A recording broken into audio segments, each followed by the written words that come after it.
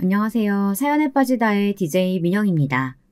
오늘도 사연이 재밌으셨다면 구독과 좋아요 버튼 꼭 눌러주시고요. 그럼 오늘의 첫 번째 사연 바로 시작할게요. 안녕하세요. 저는 행복복지센터에서 일하는 말단 공무원입니다. 행복복지센터라고 하면 뭐 하는 곳인가 하시는 분들이 더러 계실 텐데요. 과거에는 동사무소로 불렸던 곳이랍니다. 저는 그곳에서 매일 서류를 정리하고 민원을 처리하는 일을 하고 있죠. 공무원이 처음부터 꿈이었던 것은 아니었지만 안정적인 직업이 갖고 싶었던 제게는 딱 맞는 직업이었어요. 저를 잘 아는 친구들은 제가 검사가 될 줄 알았다고 하더라고요. 공부를 잘한 것도 있지만 환경적으로도 법대 말고 다른 것을 생각하기 힘들다고 했죠. 하지만 저는 모든 사람들이 예상을 뒤엎고 고등학교를 졸업하고 바로 공무원 시험을 준비했습니다. 대학을 다니면서도 제 머릿속에는 어떻게 하면 빠르게 독립을 할 수 있을까 이 생각뿐이었고요. 그래서 저는 대학 졸업도 하기 전에 공무원 시험을 통과하고는 졸업하자마자 바로 동사무소로 발령이 받았답니다. 시골 동사무소로 발령받기를 원했지만 제 뜻은 받아들여지지 않았죠. 물론 저 역시도 쉽게 오케이 될 문제는 아니라는 것을 잘 알고 있었기 때문에 크게 실망하지는 않았습니다. 가족들은 이런 저를 별종이라고 부르면서 고개를 저었지만 저에게 있어서 가족이나 배경은 방해가 되는 존재일 뿐이었어요. 저는 연애할 때부터 한 가지 철칙이 있었어요. 절대로 법과 관련된 일을 하는 사람과 만나지 말자는 것이었죠. 무슨 그런 조건이 다 있냐 웃는 분들도 계시겠지만 저는 정말 진심이었답니다. 변호사니 검사니 하는 사람들, 저에게는 좋은 이미지가 아니거든요. 특히 야망 있는 변호사나 검사들은 질색이었죠. 그래서 대학 시절에도 법대 학생들과는 미팅은 물론 소개받을 때도 딱 잘라 거절을 했답니다. 얼마 뒤에는 저도 결혼을 하게 되었는데요. 남편 될 사람은 작은 개인 빵집을 운영하고 있답니다. 입소문이 나서 나름 인기 있는 곳으로 최근에는 확장을 해서 커피도 함께 팔고 있죠. 제가 이별을 힘들어할 때 위로가 되어준 곳이 바로 예비 신랑의 가게였어요. 아마 그 사건이 없었더라면 지금의 예비 신랑은 만나지도 못했을 거예요. 당시에는 참 힘들었지만 지금 생각하면 다행이다 싶기도 하네요. 저는 지금의 예비 신랑을 만나기 전에 결혼까지 준비했던 상대가 있었습니다. 제가 일하는 동사무소에서 처음 만났었죠. 민원을 해결하고 나가던 사람이 지갑을 두고 가면서 시작된 인연이었답니다. 오전에 왔던 전 약혼자는 퇴근 시간쯤 다시 와서는 지갑을 찾아가더라고요. 저는 그냥 그러나 보다 했죠. 그런데 퇴근하고 나오는데 앞에서 저를 기다리고 있더라고요. 저녁을 함께 먹을 수 있겠느냐고 하면서 말이죠. 딱 봐도 학생처럼 보이기에 공부나 하라고 말하고는 돌아섰습니다. 그런데 전 약혼자는 그 다음날도 또 그 다음날도 매일같이 제 퇴근 시간에 찾아와 똑같이 권하더라고요. 얼마나 가나 보고 있었는데 일주일이 넘도록 계속 오더라고요. 그래서 그 정성에 결국 저녁을 먹기로 했었죠. 전 약혼자는 말주변이 좋았어요. 함께 식사를 하는 동안 너무 많이 웃어서 밥을 입으로 먹었는지 코로 먹었는지도 모를 정도였죠. 시간이 얼마나 빠른지 전 약혼자와 밥을 먹고 나오니 많이 어둑해졌더라고요. 전 약혼자는 집까지 데려다 주겠다고 했지만 저는 정중하게 거절을 하고 감사했다고 말하고 헤어졌습니다. 그런데 전 약혼자가 제게 연락처를 알려줄 수 없겠냐고 하더라고요. 눈치채셨겠지만 제가 주희 씨한테 호감이 있어요. 그래서 이렇게 종종 저녁을 먹고 싶은데 주희 씨 생각은 어때요? 말씀은 고마운데 성민 씨 아직 학생이죠? 아닙니다. 대학 졸업했고 군대도 다녀왔어요. 지금은 시험 준비하고 있습니다. 공무원 준비하시는 걸까요? 어떤 시험인지는 모르지만 시험 공부 중이라면 더 이렇게 찾아오시면 안 되죠. 전 약혼자는 어떤 시험이냐는 제 물음에 말을 얼버무리더군요. 그래서 저는 공부가 중요하지 않겠냐는 말과 함께 잘 지내길 바란다고 하고는 헤어졌죠. 하지만 그 뒤로도 몇 번이나 찾아오더군요. 저는 한 번도 만나주지 않았고요. 몇 달 후 매일 찾아오던 전 약혼자의 발길이 뜸해졌어요. 저는 드디어 포기했나 보다 하고 있었는데요. 동료들은 아쉽지 않느냐고 물었지만 저는 별 생각이 없었습니다. 매일 찾아오던 사람이 연락이 뚝 끊긴 것이나 다름없어서 걱정이 된 것은 맞지만 그것도 잠시였어요. 그렇게 전 약혼자에 대한 기억이 희미해질 무렵이었죠. 한동안 보이지 않았던 전 약혼자가 다시 나타났어요. 멀끔하게 수트를 차려입고 퇴근 시간에 맞춰 나타나 늘 기다리던 그곳에 서 있었죠. 잘 지내셨어요? 저는 놀라기도 했지만 반갑기도 했어요. 어른들께서 얼굴이 환해졌다는 표현을 쓰시잖아요. 딱 그 말이 어울리겠더라고요. 정말이지 못 알아볼 정도였거든요. 저는 전 약혼자의 말에 잘 지냈으며 얼굴이 좋아 보인다고 답했죠. 전 약혼자는 막 시험에 합격하고 정신이 없었는데 오늘 저를 만나기 위해서 신경을 좀 썼다고 하더군요. 그 말을 들으니 기분이 묘하더라고요. 뭔가 솜사탕을 밟고 있는 그런 기분이 들었죠. 시험에 합격했다니 축하해요. 주희 씨 앞에서 당당해지고 싶어서 열심히 했거든요. 오늘 저녁 어떠세요? 전 약혼자는 변함없이 제게 호감을 보이며 식사를 권했고 저는 기쁜 마음으로 응했습니다. 식사 시간 동안 참 많은 이야기를 나눴어요. 전 약혼자는 자신이 앞으로 어떤 사람이 되고 싶은지 자신의 앞으로의 계획에 대해 이야기를 해주었죠. 전 약혼자와 이야기를 나누는 것은 놀라움의 연속이었어요. 이렇게까지 가치관이 잘 맞는 사람이 있을까 싶더군요. 그래서 식사를 마치고도 근처 카페로 자리를 옮겨 이야기를 나눴죠. 시간이 늦어지자 전 약혼자는 조심스럽게 저를 집까지 에스코트하고 싶다고 말했고 이번에는 저도 거절하지 않았어요. 집 앞에서 전 약혼자는 자신과 진지하게 만나볼 생각이 없느냐고 물었죠. 두 번째 듣는 소리였는데 엄청 설레더라고요. 저는 생각해보겠다고 말하고는 또 보자는 말을 하고 헤어졌답니다. 사실 이미 제 마음속에는 전 약혼자와의 진지한 만남을 원하고 있었지만 그 자리에서 바로 답하기가 이상하게 망설여지더라고요. 혀끝에서만 대답이 맴돌았죠. 저는 그 이유를 곧 알 수 있었습니다. 전 약혼자와 주말에 데이트를 하려고 만났어요. 시간은 정말 잘 가더군요. 제가 좋아하는 곳을 어떻게 알았는지 하루가 너무 짧다는 생각이 들 정도였어요. 저녁을 먹고 산책 삼아 주변 공원을 걸었어요. 그때 제가 물었죠. 어떤 시험에 합격했는지 이제는 알려줄 수 있지 않느냐고요. 전 약혼자는 제가 이 이야기를 할 때마다 말을 얼버무리며 화제를 돌렸거든요. 역시나 이번에도 망설이더군요. 저는 이해가 되지 않았어요. 무슨 시험이기에 이렇게 말하기 힘든 걸까 하고 말이죠. 사실 나 사법고시 합격했어. 이제 연수원 들어갈 거야. 사실 바로 이야기하고 싶었는데 지갑 잃어버렸던 날 저녁 먹으면서 당신이 그랬거든. 이상형이 뭐냐는 질문에 법과 관련된 사람만 아니면 된다고. 그 말을 듣고 나니까 도저히 말할 용기가 안 났어. 당신이 나라는 사람을 만나보기도 전에 거절부터 할 것 같아서. 그걸 알고 있었던 사람이 지금까지 속였다는 거야? 고작 그게 무서워서? 고작이라니. 나는 당신이 좋은데 당신이 내가 법 공부했다는 이유만으로 나를 밀어내면 어떨지 내 입장에서 생각해봐. 전 약혼자의 말에 저는 대답할 말을 잃어버렸어요. 제가 극단적으로 법과 관련된 사람을 싫어하는 것은 맞지만 그렇다고 그 사실을 속여가며 제게 호감을 표시했다는 것이 쉽게 받아들여지지 않았죠. 저는 생각할 시간이 필요하다고 말하고는 그 자리를 도망치듯 벗어났어요. 처음에는 전 약혼자가 저를 속였다는 것이 분했고 시간이 지나자 왜 하필 법에 관련된 일을 하는 사람인지 원망스러웠어요. 제 이야기를 듣는 분들은 이런 제 마음을 이해하지 못하실 수도 있을 거예요. 도대체 무슨 일이 있었기에 법과 관련된 사람을 꺼려하는 건가 하고 말이에요. 실제로 주변 사람 중에는 저희 집이 무슨 범죄 집단과 관련이 있는 곳은 아니냐고 물어보는 사람도 있었는데요. 정반대랍니다. 저희 아버지는 검사셨고 큰아버지께서는 판사를 지내셨어요.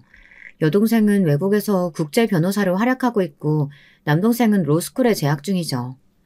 말 그대로 법조계 집안이라고나 할까요? 당연히 집안 사람들이 법조계에 있다고 다 저 같은 생각을 하고 있지는 않겠죠. 법조계 사람들이 나쁜 것도 아니고요. 하지만 아버지같이 야망이 큰 사람과 함께라면 저처럼 생각하실 수도 있을 거예요. 아버지는 저나 어머니보다도 자신이 먼저였던 분이셨어요. 자신의 커리어가 중요했죠. 기억도 제대로 나지 않을 어린 시절 어머니가 세상을 떠나셨을 때 그 큰 장례식장에서 저는 혼자 앉아 엄마를 부르며 울고 있었어요. 물론 다른 어른들이 저를 달래주셨지만 그 사람들 중 아버지는 없었죠. 커서 알았지만 아버지는 정치인과 관련된 중요한 재판을 앞두고 있었기 때문에 장례식 마지막 날이 되고서야 오셨더라고요. 아버지 아니어도 함께 준비한 다른 검사들도 있었을 텐데 아버지는 무조건 자신이 해야 한다고 하시면서 고집을 부리셨다고 하더라고요. 아내가 죽어가는데 얼굴도 보이지 않을 만큼 바빴던 것도 모자라서 마지막 떠나는 순간도 보지 않으셨던 아버지를 저는 용서가 되지 않았답니다. 거기다 더 화가 났던 것은 어머니가 돌아가신 지 1년도 되지 않아 지금의 새어머니와 재혼을 하셨던 거죠. 새어머니가 나쁜 분은 아니셨어요. 오히려 저를 친딸보다 더 친딸같이 아껴주시는 분이시죠. 지금도 유일하게 연락하는 가족이 새어머니세요. 하지만 당시에 저는 아직도 어머니를 잃은 슬픔에 빠져있을 나이라 그런 아버지가 너무나도 밉고 원망스러웠습니다. 그때부터였죠. 아버지에 대한 적개감이 자라기 시작한 것은요. 다른 사람들은 공감하지 못할 수도 있지만 나름 저에게는 상처고 아킬레스건이나 다름없는 부분이라 전 약혼자를 받아들일 수 없을 것이라고 생각했어요. 하지만 전 약혼자는 그런 제 마음을 어떻게든 돌려보려고 무척이나 애를 많이 썼습니다. 그 정성에 저도 마음을 조금씩 열었고 저희는 1년의 연애 기간 끝에 결혼을 하기로 했죠.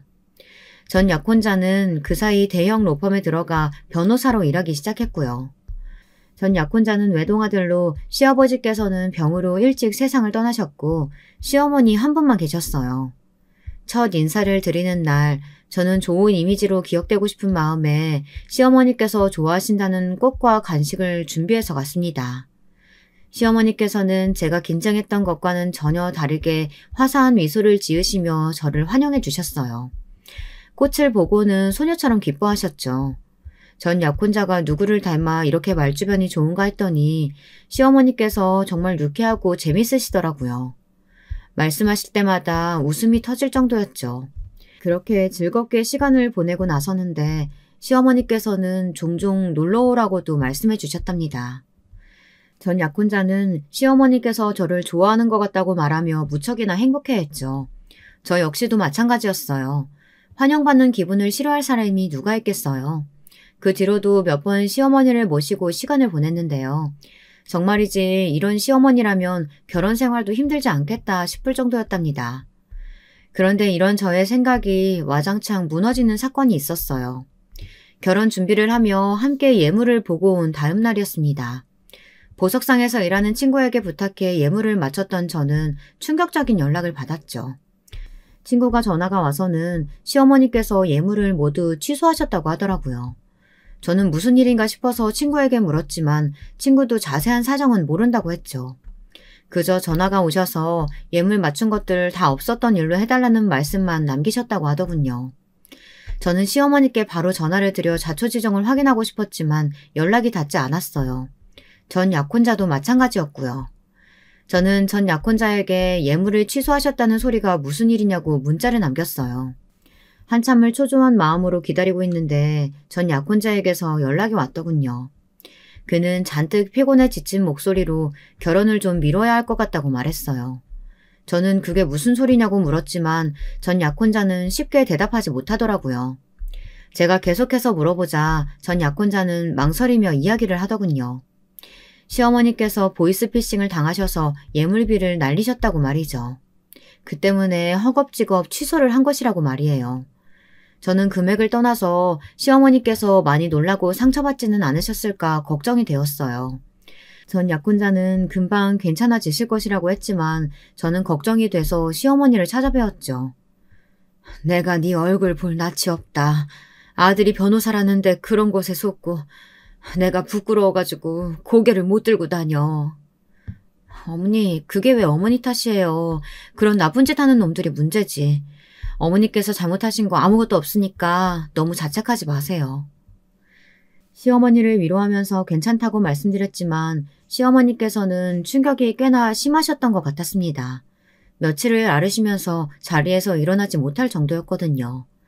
저는 그런 시어머니가 무척이나 신경 쓰여 퇴근하고는 예비 시댁에 들러 저녁을 차려드렸어요. 다행스럽게도 빨리 신고한 덕분에 범인을 잡았다고 하더군요. 돈을 돌려받지는 못했지만요. 그 일이 있고 나서부터 시어머니께서 저를 피하시는 것이 느껴졌어요. 저는 보이스피싱 사건이 그렇게 충격적이었나 싶었죠. 그래서 시어머니에게 회복하실 시간을 좀 드리고 나면 좋아질 거라고 믿었어요. 하지만 실상은 그게 아니었더라고요.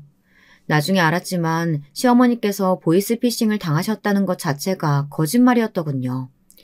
제가 진실을 알게 된 것은 예물 사건이 있은 지 한 달 정도 지났을 때였어요. 그동안 전 약혼자는 결혼을 서두르고 싶어 했죠. 예물은 살면서 챙겨주겠다고 하며 결혼을 미루지 말라고 하더군요. 저 역시도 결혼을 미루고 싶지 않았지만 시어머니께서 마음이 편하신 게 중요하지 않겠냐는 말로 전 약혼자를 설득하고 있을 때였어요. 친구와 오랜만에 공연을 보고 나오는 길이었죠. 앞쪽에 낯익은 뒷모습이 걸어가고 있더군요. 시어머니였죠. 젊은 여성분과 다정하게 팔짱까지 끼고 가더군요. 전 약혼자는 외동이었기에 순간 누군가 싶어 서둘러 따라가 시어머니를 불렀어요. 시어머니께서는 저를 보시고는 화들짝 놀라는 표정을 짓고는 허둥거리며 여기에 무슨 일이냐고 했죠. 친구랑 오랜만에 공연 보러 왔어요. 어머니는 무슨 일이세요? 공연 보셨어요? 어머니? 어머니라니? 이 사람은 누구예요? 내가 나중에 설명해 줄게. 우선은 그냥 가요. 너도 다음에 보자. 시어머니께서는 당황해하시며 그 여자에게 가자고 재촉하시고는 제게 차갑게 전화하겠다고 말씀만 남기고 가버리셨어요. 저는 이게 무슨 일인가 이해가 되지 않았죠. 저 여자는 누구며 왜 시어머니께서 당황하신 것인지, 그리고 그 여자는 제가 어머니라고 부르는 것에 왜 놀라는지 어느 것 하나 궁금하지 않은 것이 없었어요. 다음날 시어머니께서 전 약혼자 몰래 따로 좀 만났으면 좋겠다고 하셨죠. 저는 퇴근하고 집으로 가겠다고 했지만 시어머니께서는 시간 맞춰 자신이 동사무소 주변으로 오겠다고 하셨어요. 전 약혼자에게 재판 준비로 저녁에 볼 수 없다는 연락을 받은 상황이라 저는 그렇게 하겠다고 했죠. 전화를 끊고 나니 뭔가 쎄한 기분이 들었어요. 퇴근 시간까지 일이 손에 잡히질 않았죠. 불안한 마음으로 약속 장소로 나갔습니다.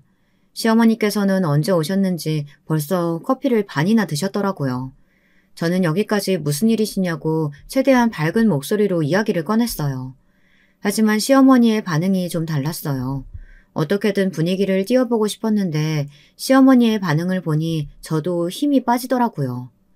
시어머니께서는 커피를 한 모금 하시더니 청천벽력 같은 이야기를 꺼내셨어요. 그냥 우리 아이랑 헤어지는 것은 어떻겠니?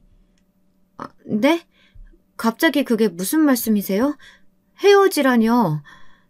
내가 아무리 생각을 해봤지만 아무래도 너랑 우리 아들은 안 맞는 것 같아서 뭐 하나 딱딱 들어맞는 것이 하나도 없잖아.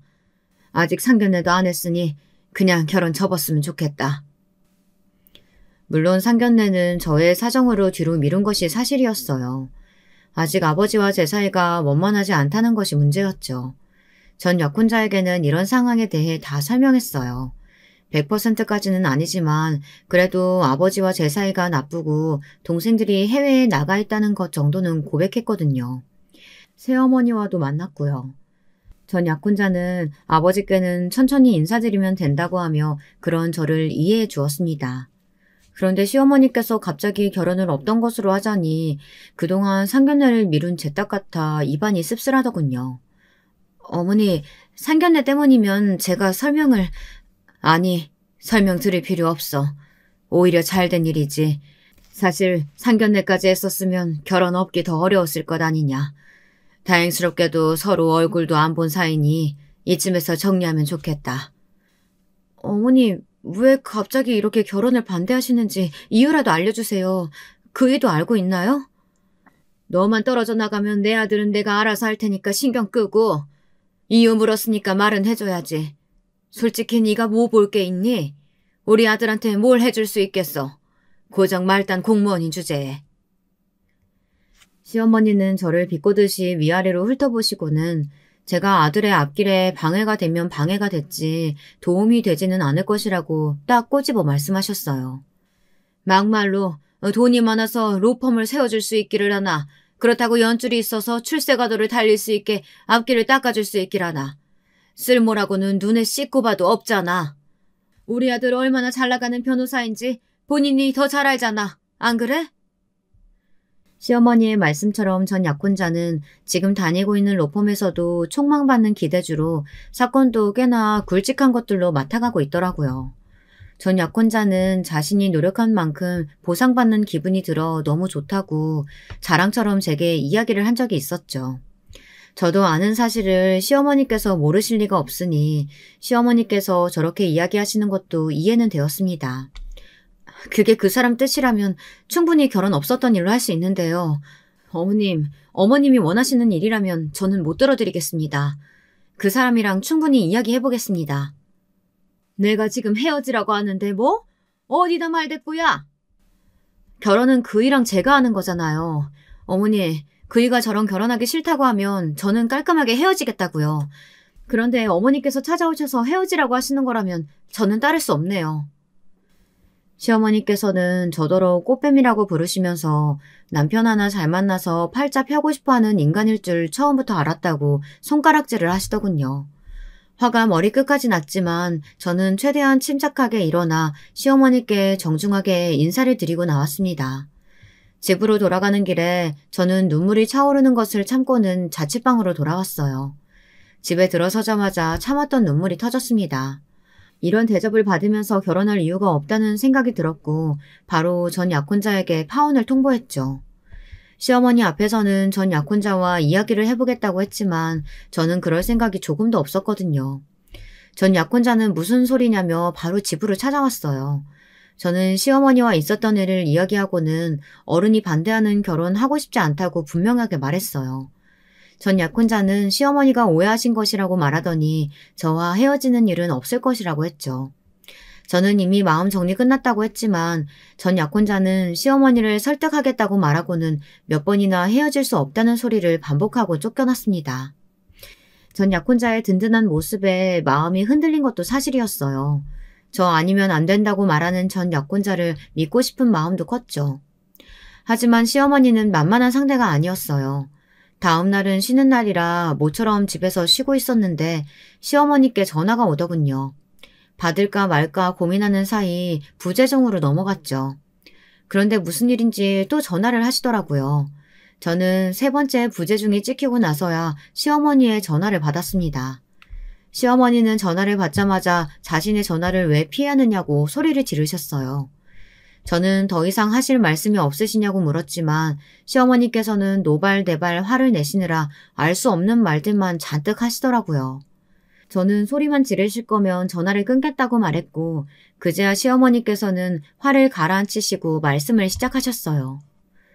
헤어지라고 했다고 그걸 바로 이르기를? 저한테 그렇게 말씀하실 때 이런 일이 일어날 거 예상도 못 하셨어요? 저 혼자 헤어진다고 하면 헤어지는 것이 되나요? 아니잖아요. 무슨 말도 안 되는 트집이세요. 내가 이런 이야기까지는 안 하려고 했는데 너 말고도 우리 아들 탐내는 사람이 얼마나 많은지 알아? 너 같은 것들 비교도 되지 않을 그런 사람들이 줄을 섰어. 그러니까 저한테 이러지 마시고 아드님이랑 이야기하시라고요. 저는 헤어지겠다고 했는데 죽어도 안 된다고 하는 사람은 그이거든요. 시어머니께서는 제 말에 충격을 받은 사람처럼 거짓말하지 말라고 하시며 전 약혼자가 그럴 리 없다고 하더라고요. 저는 어제도 분명 헤어지겠다고 말했지만 절대 그런 일은 없다고 하고는 갔다고 말씀드리면서 지금 이렇게 저한테 전화를 걸어 화를 내시는 것도 전 약혼자가 시어머니께 헤어지지 않겠다고 말했기 때문 아니냐고 물었죠. 시어머니께서는 잠시 말을 잃으셨어요. 하긴 전공을 찔린 것이나 다름없는데 무슨 할 말이 있겠습니까? 하지만 잠시 숨을 돌린 시어머니께서는 놀라운 이야기를 하셨어요. 예물 취소한 날 내가 진짜 보이스피싱에 걸렸다고 생각해? 그래서 우리 아들이랑 네가 연락도 못했다고? 그게 무슨 말씀이세요? 그럼 보이스피싱이 사실이 아니란 말씀이세요? 내가 그런 것에 속을 사람일 줄 아니? 그날 내가 우리 아들이랑 누구 만나고 있었는지 알아? 아들이 다니는 로펌 최고 변호사님. 그 사람 만나고 있었어. 그분이 자기 조카를 소개시켜 주셨거든. 치과 의사라고 하던데 왜? 너도 봤잖아, 공연장에서. 시어머니의 말에 머릿속이 하얗게 변하는 기분이었어요. 공연장에서 허둥거리며 저를 밀어냈던 것이나 제가 어머니라고 부르는 말에 놀랐던 여자의 얼굴이 생생하게 떠올랐죠. 제가 말이 없자 시어머니께서는 신이 난 목소리로 말씀하셨어요. 그 집에서 얼마나 우리 아들을 만족스러워하는지, 그러나면 바로 로펌에서 한 자리 크게 내준다고 하더라고. 집은 그 어디냐, 강남 부자촌, 하여튼 거기로 마련해주고 차도 새로 뽑아준다고 하고, 우리 아들한테만 잘해줘도 충분한데 홀어머니 혼자 둘 수 없다고 나까지 부자촌에 집 마련해주겠다고 하더라. 이렇게 파격적인 조건이 있는데 내 눈에 너 같은 애가 찰 리가 있겠니? 그러니까 적당히 하고 떨어지라고. 내가 섭섭지 않게 돈은 줄 테니. 저는 더 이상은 시어머니의 전화를 듣고 있을 수 없었어요. 보이스피싱에 당하셨다고 상심하셨던 것도 다 거짓말이었다는 것이 믿기지 않았어요. 그리고 그 거짓말에 전 약혼자까지 가세했다는 것이 눈물나게 서러웠죠. 그냥 다른 여자가 생겼다고 하면 그뿐인데 이렇게 사람을 비참하게 만들 필요가 있었을까 싶더군요. 저는 전 약혼자의 번호를 차단한 것은 물론 결혼 준비하던 모든 곳에 전화를 돌려 파혼을 하기로 했다고 말하고는 정리를 시작했습니다. 물론 이런 제 결단으로 인해 당연히 전 약혼자에게도 전화가 가겠지만요. 하지만 이미 차단을 해둔 상태라 연락이 닿지는 않았습니다. 전 약혼자는 늦은 시간 집으로 찾아와서는 이야기를 좀 하자고 하더군요. 저는 소란스럽게 하면 경찰을 부르겠다고 으름장을 놓았어요. 현재 잘 나가는 로펌 변호사가 경찰에 끌려가는 모습이 좋아 보일 리 없는데 괜찮냐고 말이죠. 제 말이 단순한 위협으로 느껴지지는 않았는지 전 약혼자는 한 발 물러서더군요.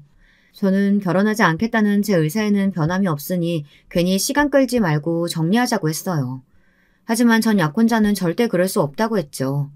이야기가 길어질 것 같아 저는 전 약혼자와 함께 근처 카페로 향했어요. 그리고 그 자리에서 저는 시어머니께 들었던 모든 이야기를 꺼냈죠. 아마 전 약혼자는 제가 모든 것을 알고 있을 것이라고는 생각하지 못했던 것 같아요.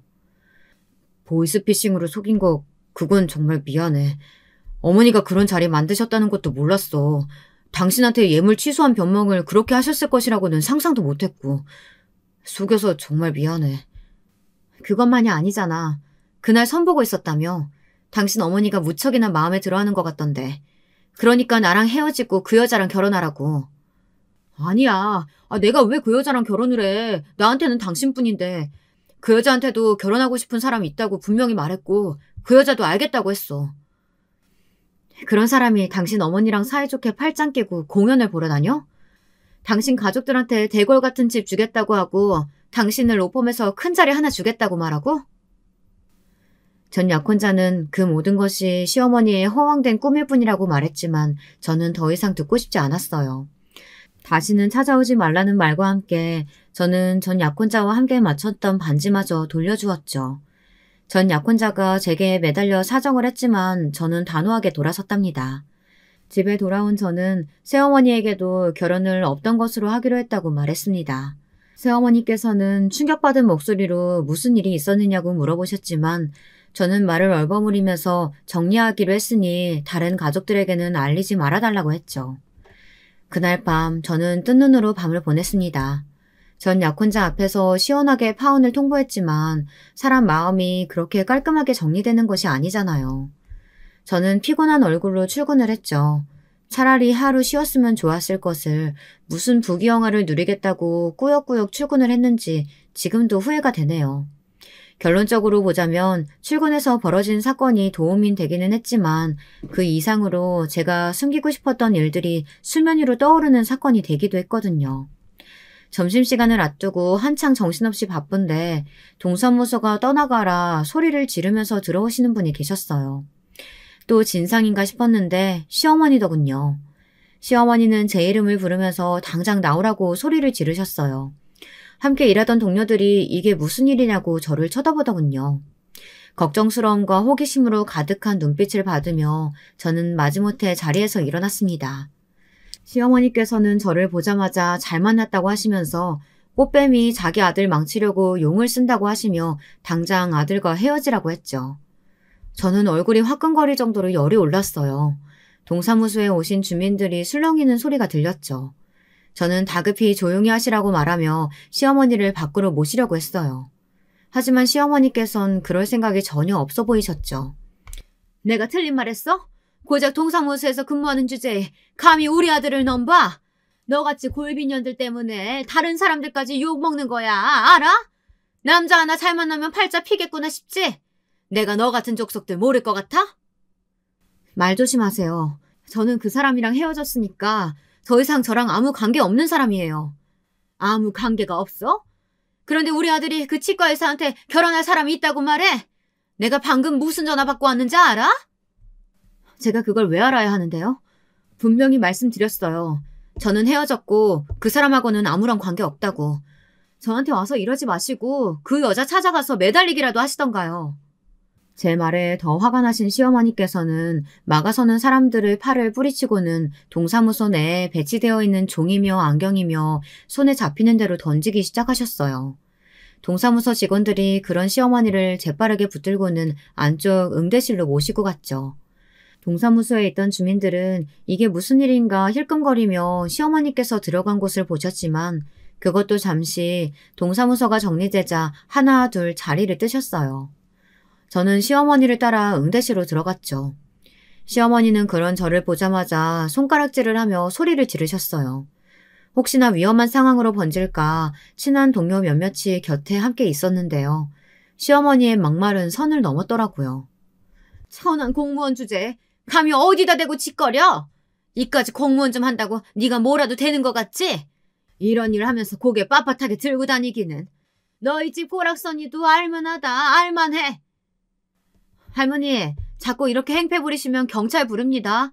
여기가 어디라고 와서 마음대로 하세요. 꼴의 동료라고 챙겨주나 본데 당신들도 똑같아. 저는 동료들에게까지 막말하는 시어머니를 질린 눈으로 바라보며 바로 전 약혼자에게 전화를 걸어 시어머니를 데리고 가라고 말했습니다. 시어머니는 보라며 자기가 눈앞에 있는데 자신의 아들에게 전화를 걸고 있다고 말하며 이러고도 헤어졌다고 할 수 있느냐고 하더군요. 저한테 이렇게 하셔도 소용없으니까 제발 밖에 나가서 아드님이랑 이야기하세요. 저는 진짜 헤어졌으니까. 하여튼 거짓말밖에 할 줄 모르는 것들. 공무원들이 다 그렇지. 지랄 맞은 것들. 진짜 내가 보다 어이가 없어서. 이봐요 할머니. 천한 공무원? 공무원 되고 싶어서 1년에 몇 명씩 지원하는지 알아요? 공무원은 아무나 되는 건 줄 아나. 뭐라고? 지금 뭐라고 했어? 어디 어른한테 건방지게? 자꾸만 말끝마다 주희씨 무시하는데요. 주희씨 집안이 어떤 곳인지 알고나 말씀하시는 거예요? 저는 동료의 팔을 당기며 조용히 하라고 했지만 이미 화가 날 대로 화가 난 동료는 그런 제 팔을 뿌리치고는 결국 제가 숨기고 있던 이야기를 터뜨려버리고 말았어요. 아주머니께서 그렇게 노래 부르시는 변호사 아드님? 주희씨네 가족에 비하면 아무것도 아니죠. 주희씨 아버지가 검사 출신 2선 국회의원이세요. 아시겠어요? 응대실은 삽시간에 조용해졌어요. 시어머니께서는 금방이라도 눈알이 튀어나올 것처럼 눈을 크게 뜨시고는 저를 바라보셨죠. 그 자리에 있던 사람들은 대부분 다 알고 있었지만 일부는 놀란 눈으로 저를 바라보더군요. 앞에 말씀드렸던 아버지는 원체 야망이 크신 분이었어요. 그래서 검사 일을 하시다 정치판으로 눈을 돌리셨고 2선 국회의원으로 국회에서 활동을 하셨더랬죠. 그러다 무슨 일인지 갑자기 국회의원을 그만두시고는 시골로 내려가셔서 유유자적 살고 계셨답니다. 하지만 아무 힘없는 아버지임에도 주변에서는 저를 굉장히 조심스럽게 대하는 편이었어요. 말로는 그만두셨다고는 하지만 아직도 아버지의 영향력이 꽤나 남아있는 모양이더라고요. 국회의원을 지냈다고? 그것도 2선? 아니 그게 정말이야? 정말 국회의원을 하셨다고? 속고만 사셨나? 주희씨 큰아버지는 판사도 하셨고 친척들도 줄줄이 법조계에 있는 아주 명망 높은 집안이거든요. 하지만 더 중요한 건 주희씨는 그런 배경 하나 없이도 착실하고 성실하게 잘 살고 있고요. 그런 훌륭한 사람이라고요. 그런데 뭐요? 감히 천한 공무원?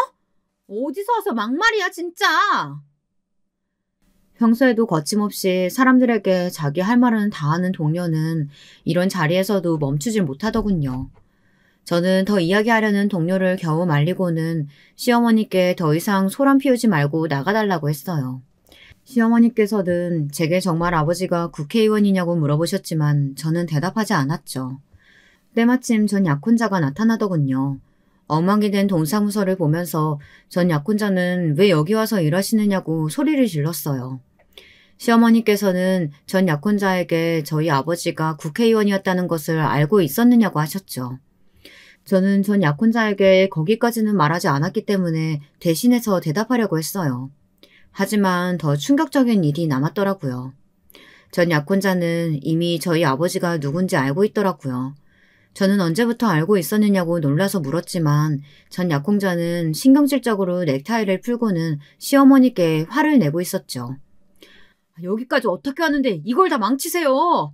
제가 적당히 하고 그냥 넘어가려고 했잖아요. 주희랑 결혼하는 게 더 이득이니까 길게 보고 좀 가만히 있으라고 했는데 왜 말귀를 못 알아들으세요?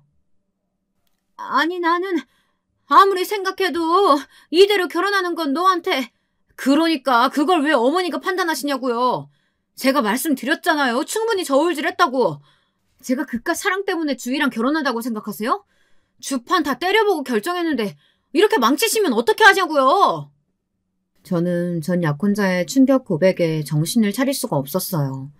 그러니까 전 약혼자는 제가 누구인지 저희 아버지가 어떤 사람이고 저희 집안이 어떤 곳인지 다 알고 제게 접근을 했던 것이었죠. 너무 놀란 제가 휘청거리자 방금까지 같이 소리를 높여주던 동료가 부축하며 이게 무슨 소리냐고 물었어요. 저 역시도 모든 상황을 다 이해한 것은 아니라 고개만 저었죠. 저는 떨리는 목소리로 전 약혼자에게 물었습니다. 정말 다 알고 있었느냐고 말이죠. 전 약혼자도 이제 다 끝났다 싶었는지 짜증 섞인 말투로 대답하더군요. 당연하지. 그럼 그것도 모르고 접근했겠어? 처음에야 당연히 몰랐지. 그냥 내 스타일이다 싶어서 40횟을 전에 가볍게 놀아볼까 싶었고. 그런데 알고 봤더니 당신은 엄청난 사람이더라고. 그래서 시험 합격하고 나서 무조건 당신이랑 결혼하려고 공을 좀 들였어. 당신이랑 결혼만 하면 국회의원 장인어른은 물론이고 든든한 뒷배가 생기는 거잖아. 물론 갑자기 국회의원 그만두실 것까지는 생각하지 못했었는데 그래도 그 정치 배경이 어디 가겠어? 그러니까 그걸 노리고 나하고 결혼하려고 했던 거야? 그래서 당신 어머니가 헤어지라고 길길이 날뛰었을 때도 설득하겠다고 했던 거고? 당연하지. 물론 치과 의사라는 여자 만나볼까도 생각했어. 몇 번 데이트도 했고. 근데 그 여자가 줄 수 있는 것들 당신도 다 가지고 있잖아. 아니지. 당신이 더 많이 가졌지. 그래서 딱 계산 끝내고 노선 정했는데 아씨 진짜 어머니가 이렇게 초를 칠 줄이야. 저는 너무 어처구니가 없어 헛웃음만 나오더라고요. 그 와중에도 전 약혼자는 머리를 굴리며 이 상황을 어떻게 넘겨야 할지 고민하더군요. 그 모습에 참다 못한 저는 전 약혼자의 뺨을 세게 쳤습니다. 쫙 하는 소리가 공간에 울리고 전 약혼자는 예상하지 못했다는 얼굴로 저를 바라보았어요. 저는 한 대 더 칠 생각으로 손을 올렸지만 전 약혼자에게 막히고 말았죠. 시어머니는 자기 아들 얼굴에 손찌검을 했다고 제게 달려드셨지만 동료들에게 막혀버렸어요. 전 약혼자는 무식하게 이게 무슨 짓이냐고 했지만 저는 담담하게 막아선 제 손을 빼고는 전 약혼자의 무릎을 사정없이 발로 찼습니다. 제대로 맞았는지 쩔뚝거리며 무슨 짓이냐고 소리를 지르는 전 약혼자를 보며 저는 말했습니다. 내가 내 배경을 얼마나 끔찍하게 여기는지 잘 알면서 접근했으면 이 정도는 각오했어야지. 그럼 이 상황에서 내가 눈물이라도 흘리면서 비련의 여주인공처럼 주저앉을 줄 알았어? 내가 왜? 뭐? 진짜 집에서도 별종이다 싶더니만 머리에 무슨 이상 있는 거 아니야? 어디서 교양 없이. 교양? 그럼 너는 교양이 차고 넘쳐서 이런 일을 저질렀니? 내 배경이 그렇게 탐났다고. 그래서 결혼하려고 했다고. 좋아. 그럼 앞으로 내가 너한테 어떻게 하는지 잘 봐. 그렇게 너 같은 새끼가 탐냈던 배경으로 힘으로 내가 널 어떻게 할지 똑바로 보라고. 아마 전 약혼자는 제가 복수를 할 것이라고는 조금도 생각하지 못한 얼굴이었어요. 자신의 예상과 다르게 흘러가는 전개에 많이 놀란 얼굴이었죠. 동료들은 그런 시어머니와 전 약혼자를 밖으로 내보냈습니다. 동료는 괜찮냐고 물었지만 당연히 괜찮지 않았죠. 저는 바로 새어머니께 전화를 드렸고 집으로 가겠다고 말을 했어요. 제가 충격받은 것을 걱정하셨는지 위에서는 저더러 퇴근을 하라고 하더군요. 버티고 앉아있기에는 너무나도 큰 소란이 있었기에 저는 바로 인사를 드리고 집으로 향했습니다. 시골집 앞에 선 저는 선뜻 들어가기가 망설여졌어요. 시골로 이사를 간 뒤 한 번도 찾아온 적이 없었거든요. 제게 있어서 집이란 제가 살고 있는 자취방이 전부라고 생각했고요. 저는 몇 번이나 망설이다가 벨을 눌렀습니다. 문이 열리고 안으로 들어서자 정원에 나와 계시던 아버지와 눈이 마주쳤어요. 시골로 오시면서 반려견을 키우고 계신다고 하더니 견종을 알 수 없는 묘하게 생긴 아이들이 4마리나 있더라고요. 저를 본 아이들은 엄청 반갑게 꼬리를 치고는 제게 몰려들어 냄새를 맡기 시작했죠. 아버지께서는 위험한 아이들 아니니 잠깐 그렇게 서있다 들어가자고 하시고는 말없이 제 손에 들고 있던 가방을 옮겨 드셨어요. 눈물 한 방울 나지 않았는데 그런 아버지의 뒷모습을 보니 저도 모르게 눈물이 터져버렸죠. 저는 그 자리에서 주저앉아 엉엉 아이처럼 울기 시작했습니다. 앞서 가시던 아버지는 그런 제 모습에 놀란 듯 가만히 서 계시더니 제 앞으로 오셔서는 같이 주저앉아 제 머리를 쓰다넘어 주기만 하셨어요. 그렇게 한바탕 눈물을 흘리고 들어온 저는 그동안 있었던 일을 사실대로 말씀드렸습니다. 아버지께서는 화를 내지도 욕을 하지도 않으셨어요. 그저 그동안 힘들었겠구나 딱 한마디 하실 뿐이었죠. 하지만 새어머니께서는 어떻게 그런 인간들이 있을 수 있냐고 하시며 절대 그냥 넘어가면 안 된다고 소리를 높이셨죠. 아버지께서는 저에게 어떻게 하고 싶냐고 물어보셨어요. 어떻게 하기는 어떻게 해요. 이것들을 가만히 안 둬야지. 감히 내 딸 눈에서 눈물이 나게 해? 그렇게 안 봤는데 정말 몹쓸 사람이네. 참나. 여보는 가만히 계실 거예요? 당신 배경 노리고 우리 딸 이용하려고 했다는데? 진정 좀 해요. 어떻게 하고 싶은지 주희한테 묻고 있잖아요. 주희가 원하는 대로 해줍시다. 그런 녀석 앞길 막는 것쯤은 아무것도 아니니. 아버지는 담담하게 말씀하셨지만 그 내용은 결코 가볍지 않았습니다. 복수하고 싶은 마음은 굴뚝 같았어요. 하지만 그렇게 했다고 해서 과연 제 마음이 가벼워질까? 그것도 아닌 것 같아 마음이 복잡했죠. 제가 고민에 빠져있자 아버지께서는 알겠다고 하시며 본인이 해결할 테니 그저 모르는 척하고 가만히 있으라고 하셨어요. 그리고는 동사무소를 옮기는 것은 어떻겠는지 물어보셨죠. 그 동네에서 계속 일을 하기에는 저도 힘들지 않겠냐고 하면서요. 그 말씀에도 일리가 있었지만 아직은 옮길 수 있는 시기가 아니니 위에 신청만 해두겠다고 했어요. 아버지께서는 힘을 좀 써볼까 하고 물어보셨지만 저는 그럴 필요 없다고 했죠. 주말 내내 집에서 여유로운 시간을 보내고 나니 전 약혼자에 대한 나쁜 기억도 어느 정도 정리가 되는 것 같았어요.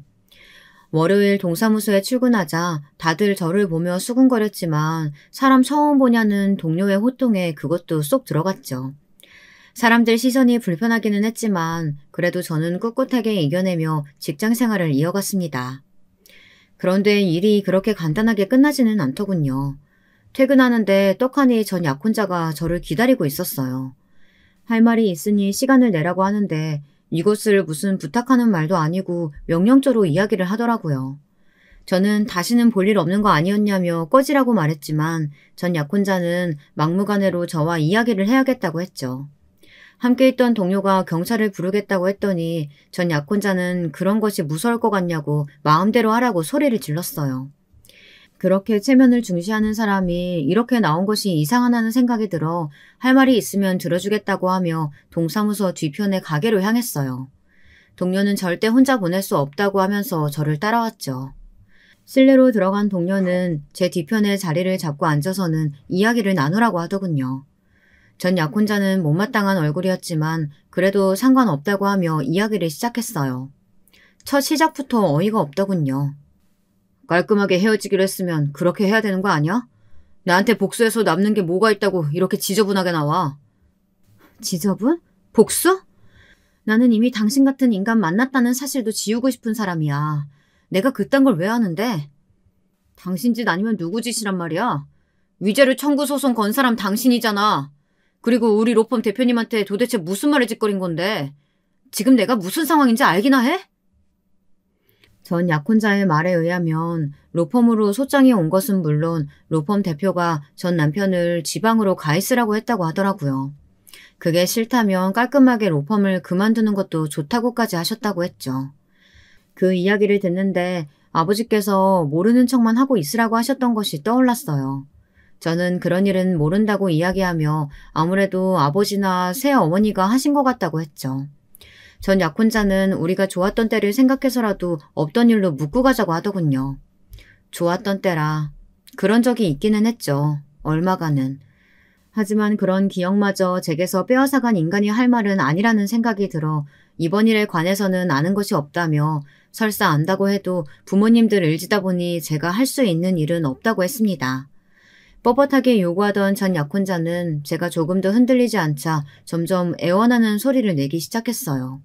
저는 비겁하기까지 한 전 약혼자의 모습을 보며 그 어떤 것도 들어줄 수 없다고 했죠. 너도 좋았잖아. 변호사 남자친구 소개하면서 어깨에 힘주고 다녔잖아. 내가? 고작 변호사밖에 안 되는 사람 데리고? 네 말대로 우리 집이 어떤 집인데 초짜 변호사를 자랑거리로 삼겠어. 안 그래? 저는 시어머니가 말씀하셨던 말투를 흉내내며 전 약혼자에게 말했습니다. 전 약혼자의 얼굴이 벌겋게 달아올랐고 제 뒤에 앉아있던 동료가 키득거리며 웃더군요. 저는 벌떡 자리에서 일어나며 앞으로 연락을 한다거나 또 찾아오면 위자료 청구 소장 말고도 다른 것을 더 받게 될 거라고 경고하고는 카페를 빠져나왔습니다. 속이 다 시원하더군요. 내심 저도 복수라는 것을 하고 싶었던 것 같더라고요. 동료는 잘했다고 저를 격려해주며 또 찾아오거든 꼭 자신을 불러달라고 든든하게 말해주었죠. 아줌마가 얼마나 무서운지 보여주겠다는 동료의 말에 저도 시원하게 웃었답니다. 저의 경고가 통한 것인지 아니면 다른 일이 있었는지는 모르지만 전 약혼자가 두 번 다시 제 앞에 나타나지 않았어요. 무슨 이별이 이렇게 요란한지 모르겠네요.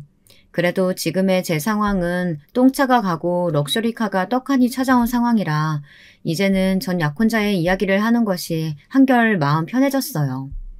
길고 긴 제 이야기 들어주셔서 감사합니다. 앞으로 결혼해서 행복하게 잘 살게요. 여러분, 두 번째 사연 시작하기 전에 좋아요, 구독 꼭 눌러주실 거죠? 그럼 두 번째 사연 바로 시작합니다. 안녕하세요. 유튜브에서 사연 영상을 발견한 이후로 사연에 빠지다 채널에 정착해서 정말 많은 사연들을 접해왔던 것 같아요. 세상 살아가는 모습들이 이렇게나 천차만별이고 또 어떻게 보면 이렇게나 다 엇비슷하구나 하는 생각을 사연에 빠지다를 통해서 하게 되었답니다. 보기만 할 때는 몰랐는데 제가 사연을 직접 써보려고 하니까 왜 이렇게 긴장이 되는 걸까요?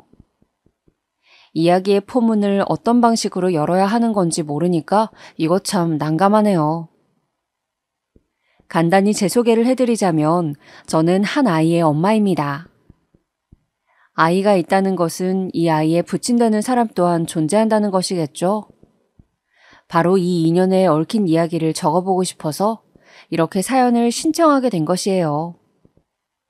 제가 글을 적어내려가는 재주가 영 없는 사람이라서 사연의 완성도가 어떻게 될지 걱정이 앞서지만 제가 겪었던 일만큼은 절대 평범한 것이 아니었습니다. 이 경험에 기대어서 적어보도록 할게요.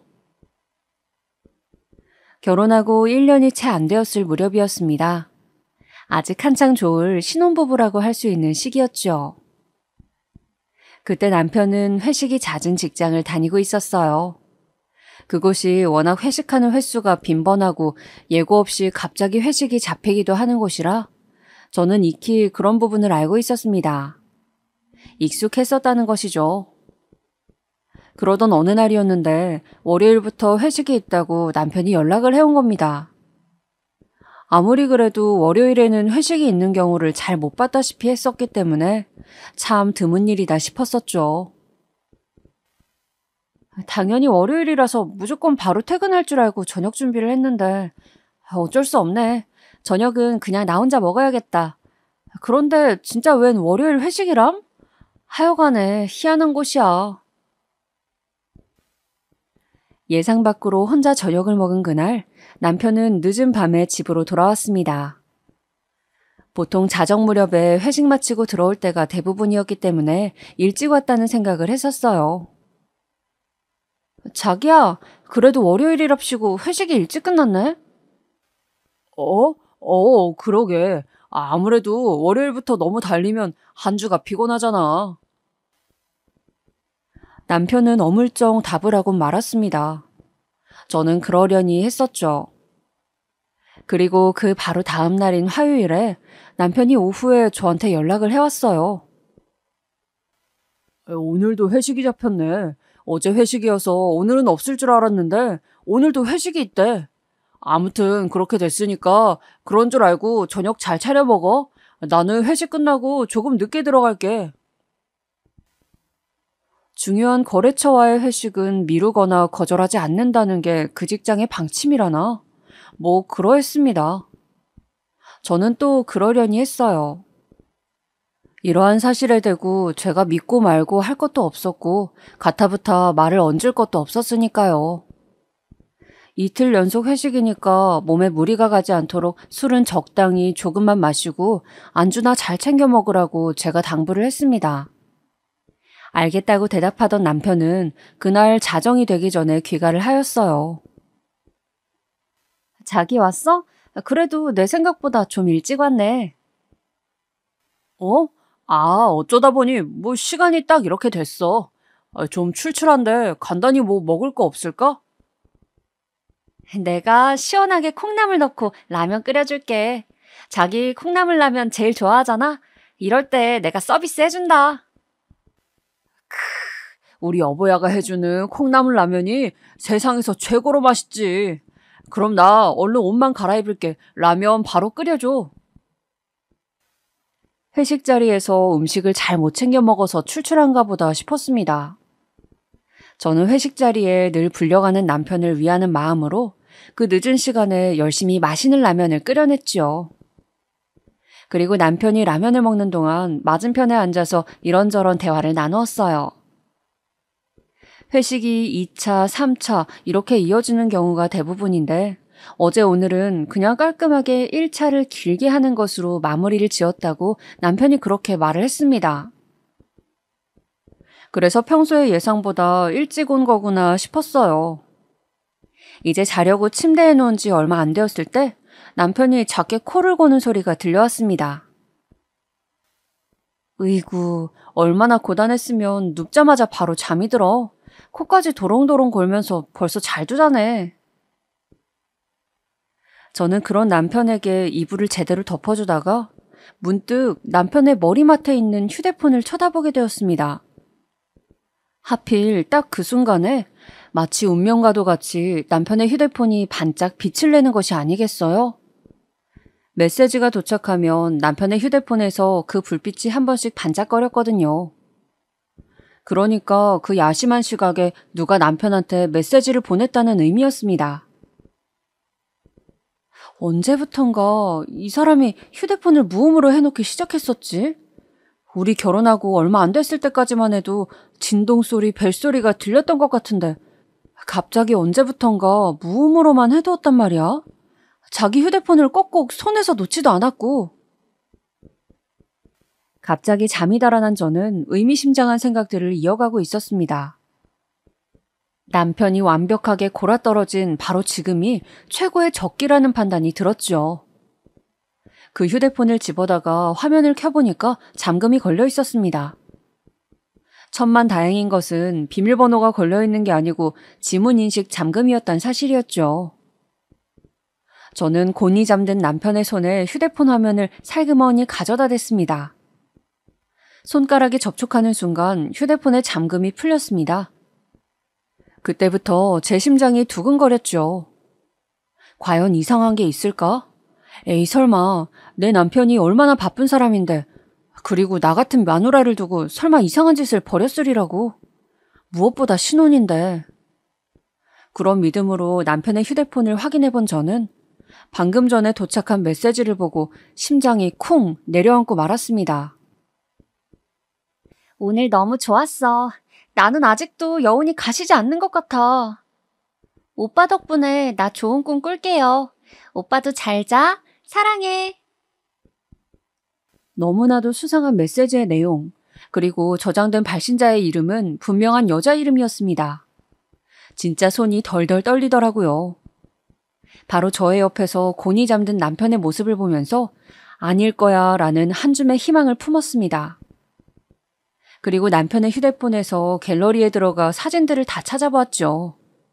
그랬더니 발견이 되었어요. 딱 봐도 저보다 나이가 어린 것 같은 여자의 사진이 말입니다. 예쁘장한 얼굴을 그 여자와 남편이 딱 붙어서 찍은 사진도 있었지요. 정말 참담하였습니다. 어떻게 이런 일이 있냐면서 속으로 울분을 삼키던 저는 곧 더한 충격을 마주하여야만 했어요. 다시 생각해도 너무 화딱지가 나는 부분인데요. 그건 바로 남편이 저를 남자 이름으로 저장해놨었단 사실입니다. 회식 자리에서 술 많이 마시지 말라는 메시지, 그거 제가 남편에게 보낸 것이었습니다. 번호도 제 번호가 맞았습니다. 그런데 다만 저장되어 있는 이름이 박성권, 누가 보아도 남자 이름이었죠. 심지어 저는 박씨도 아닌데요. 금세 상황 파악을 할 수가 있었습니다. 속이고 있구나. 나보다 어려 보이는 그 여자애를 자기가 유부남이 아닌 것처럼, 여자가 따로 없는 것처럼 속이면서 만나고 있기 때문에 내 번호를 남자 이름으로 저장해둔 거야. 이런 우스운 파렴치한을 다 봤나? 슬프고 분한 심정이었지만 희한하게도 그 상황에서 눈물이 나진 않았습니다. 그 당시에 제 성정이었다면 충분히 울고도 남았을 텐데 제가 생각해도 신기하네요. 심장이 차갑게 식으면서 눈물이 나오는 통로를 얼려버렸나 봐요. 혹은 너무 어이가 없어서 우는 것조차 까먹었던 것일지도 모르죠. 제가 그렇게 고요함 속에 분노하고 있을 때였습니다. 남편의 휴대폰에 메시지가 하나 더 도착을 했어요. 방금 전에 그 여자로부터였습니다. 나 지금 자려고 침대 위를 점프하다가 벽에 머리 쿵 박았죠요. 이럴 때 오빠가 내 옆에 있었으면 내 머리 만져주고 호호 불어줬을 텐데 나 혼자 있어서 너무 서러워. 그 내용을 보자마자 코웃음이 쳐졌습니다. 이 여자랑 대화를 나눠봐야겠다는 생각이 불현듯 들어서 저는 바로 통화 버튼을 눌렀어요. 조용히 일어나 방을 빠져나간 저는 베란다에서 남편의 바람 상대와 그 야심한 시각에 통화를 하였습니다. 나 이 남자 와이프 되는 사람이에요. 그쪽 자기소개 좀 해주실래요? 제 말을 듣자마자 상대방이 자지러지게 놀라더군요. 맹세코 유부남인 거 모르고 만났다면서 펄쩍 뛰었습니다. 몇 살이냐고 물었더니 저보다 3살이 어리더군요. 남편은 자기가 결혼했다는 사실을 절대 밝히지 않았으며 그런 뉘앙스를 풍기지도 않았대요. 그 여자의 주장으로는 그랬습니다.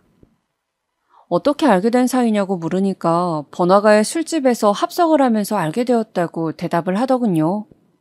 이 부분도 기가 막혔어요. 하도 회식이 많은 직장에 다니는 대신에 개인적인 술자리는 가지지 않는다고 주장해왔던 사람이 바로 남편이었거든요. 그런데 개뿔이 남편은 저를 속이고 버젓이 술자리로 놀러 다녔던 것입니다. 그때 오빠가 누구랑 술집에 왔냐고요? 그냥 친구로 보였어요.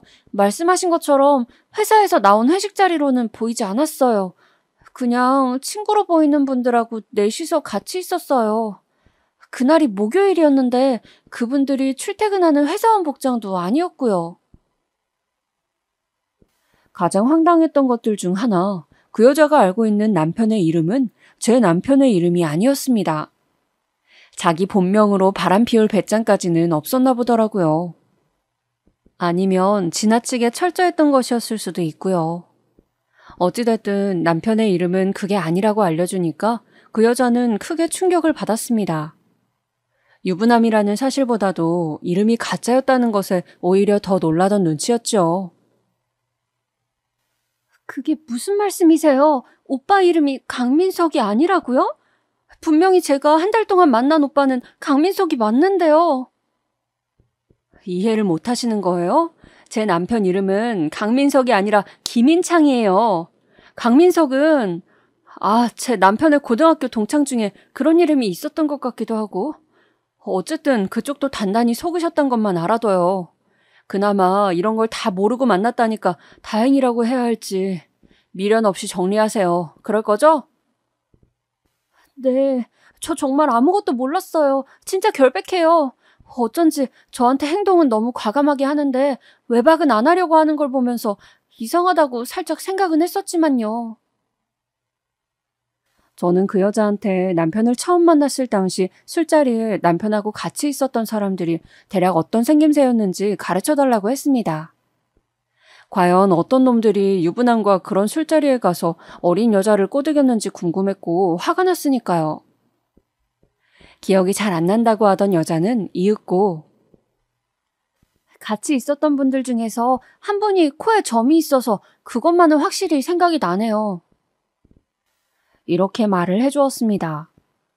와, 그 특징을 들으니까 누군지 딱 알겠더군요. 그놈이 바로 강민석이었습니다. 그래서 남편은 그 자리에 같이 있었던 자기 친구의 이름을 빌려서 저보다 어린 여자를 꼬시고 놀아놨던 것이었어요.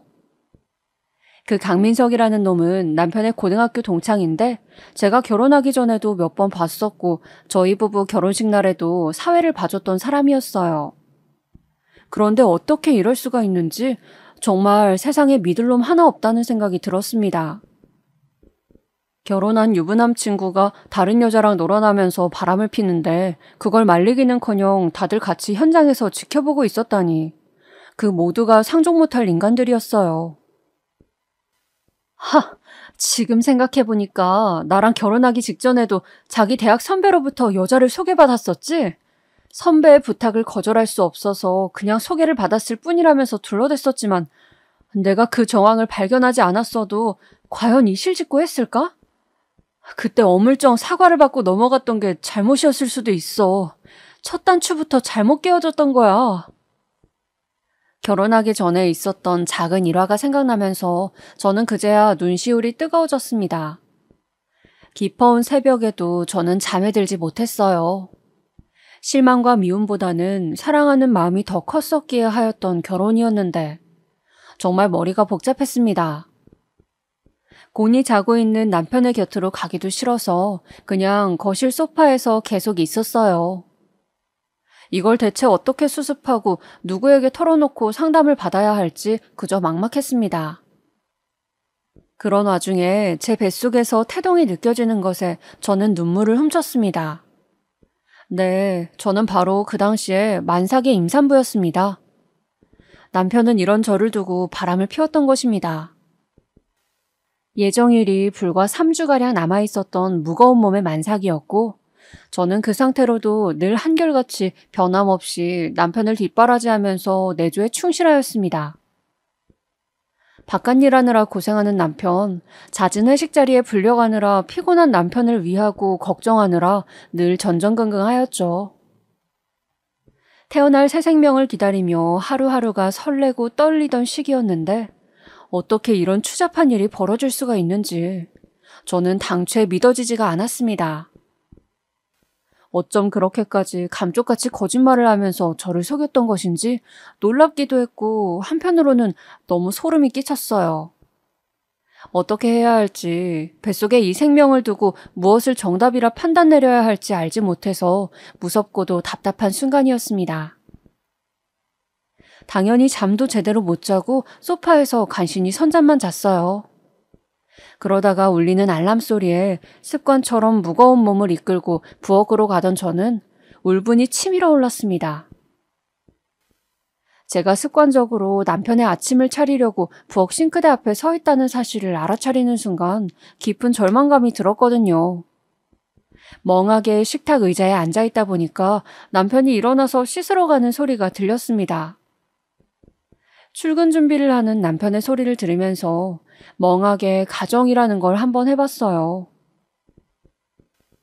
내가 혼자서 애를 낳을 자신이 있나? 솔직히 말해서 없는 것 같은데 애를 낳고 직장을 다닌다고 하더라도 나 혼자서 이 한 생명을 오롯이 책임지기에는 그 무게가 너무 큰데 어떡하지? 그런 현실적인 가정들로 넋이 나간 채 중얼거리던 저는 이윽고 부엌으로 온 남편을 마주하였습니다.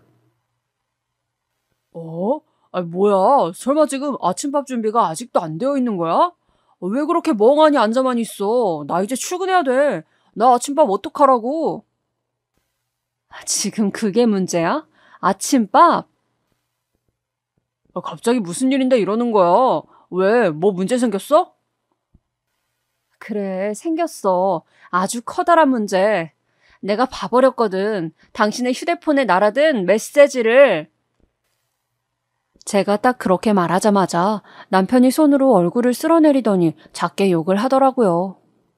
차라리 무조건 오해다, 그냥 다 잘못했다, 이런 식으로 바로 나왔다면 어땠을까 싶어요. 그런데 한숨이나 푹푹 내쉬면서 자기 휴대폰 찾으러 방으로 들어가는 모습 보니까 그냥 힘 빠진 웃음만 나오더군요. 깊디 깊은 실망감이 들었습니다.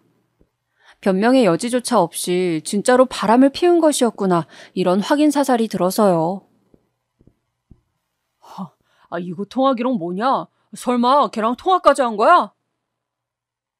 왜?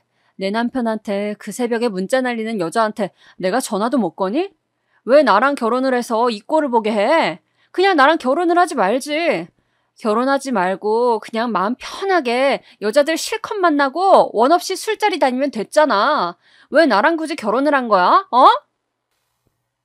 제가 울분에 차서 떨리는 목소리로 이야기를 하니까 남편의 눈빛이 수그러드는 게 보였습니다. 고개를 떨구고는 미안하게 됐다고 하더군요. 미안하게 됐다고. 그 사과가 정말 부질없고 허망하게 느껴졌어요. 자기는 출근해야 하니까 어쨌든 이만 나가보겠대요. 저는 눈물 고인 눈으로 비참하게 혼자 앉아있는데 달래주기는커녕 갑자기 허둥지둥하더니 짐 챙겨서 출근을 해버리더군요. 별별 생각이 다 들었지만 이제 곧 세상에 나올 귀중한 생명을 떠올리면 저는 별다른 선택지가 없었습니다. 그날 늦게 퇴근한 남편이 제 앞에서 무릎을 꿇는 것에 저는 눈을 감아버리고 말았어요. 마음속에서는 불신의 싹이 걷잡을 수 없이 자라난 뒤였고 남편의 얼굴을 보면 이제 애틋한 감정 따위는 전혀 들지 않고 있었지만 태어날 아이를 위해서 저는 비겁하게 상황을 덮어버리고 말았습니다. 아이는 예정일보다 일주일 빠르게 세상에 태어났어요. 눈에 넣어도 아프지 않다는 말이 무엇인지 저로 하여금 깨닫게 해준 존재였습니다. 귀중한 아들을 보면서 저는 위안과 슬픔을 동시에 느꼈습니다. 그냥 눈물이 막 나더라고요. 먼저 떠나신 친부모님 생각도 나버렸고요. 제가 6살 때였습니다. 부모님과 저 연년생이었던 남동생, 이렇게 네 식구가 오붓하게 살아가고 있었어요. 비록 경제적 형편이 좋진 못하였으나 그 당시에는 그런 개념도 크게 잘 모르고 살았을 때였습니다. 어느 날 비극이 불어닥칩니다. 주말이었던 토요일, 동네에서 아마추어 야구 경기가 열렸습니다. 원래는 저도 같이 보러 가기로 했었으나 감기 기운이 있었는지 제 기억으로는 콧물을 많이 흘려서 못 갔던 것 같아요. 아빠가 어린 남동생만을 데리고 야구 경기를 보러 가셨죠. 그리고 귀가하던 길에 두 사람은 교통사고로 세상을 떠나고 말았습니다. 그때 엄마랑 저는 두 사람의 귀가를 기다리면서 저녁상을 차려놓은 상태였어요.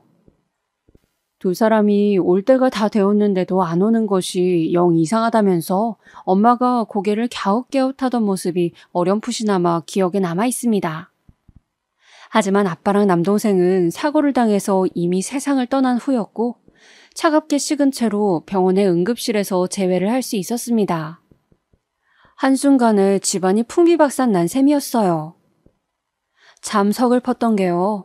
저희 집은 그런 끔찍한 비극을 입은 피해자 집안이었는데 동네에서 수군거림을 받는 처지가 되었다는 사실입니다. 어머, 그 집 딸인가 봐. 저기네 아빠랑 어린아들이 그 사고로 죽었다면서. 아니 세상에 어떻게 부자가 동시에 비명행사를 해. 전생에 무슨 업보라도 쌓았길래 하여간 안 됐다. 어딜 가나 원치 않는 주목을 받게 되었죠. 엄마는 결국 그 동네에서 저를 학교에 입학시킬 수 없다고 판단을 내렸고 제가 7살 때 저희 모녀는 이사를 떠났습니다.